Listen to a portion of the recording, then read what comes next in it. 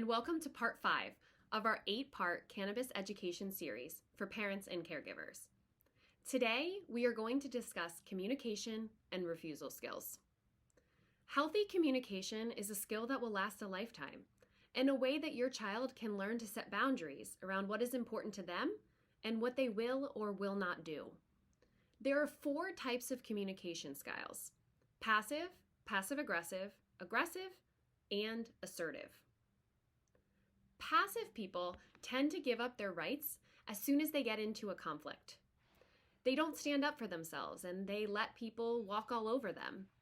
They don't let others know what they are thinking or feeling.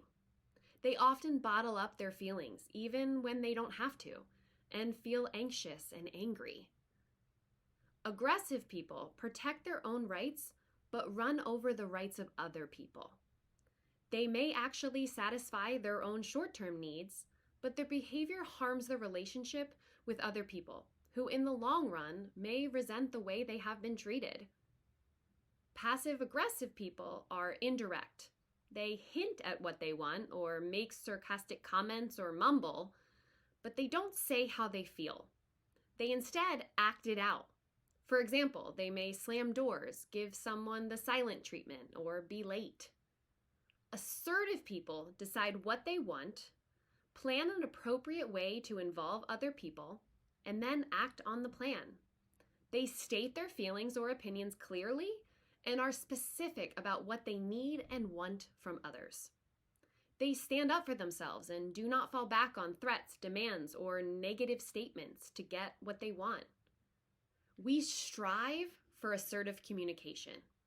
This allows us to voice our feelings and opinions clearly, without making others feel bad or dismissed.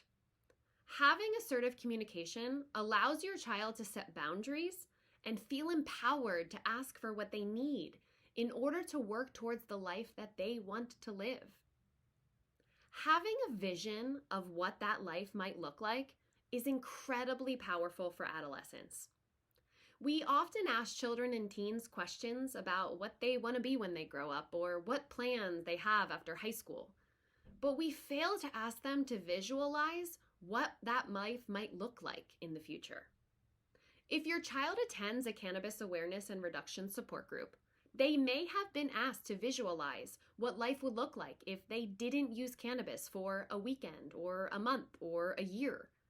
I encourage you to ask your child what they visualize, or ask them to depict or think about what life might look like without cannabis for a day, a week, a month, or even a year.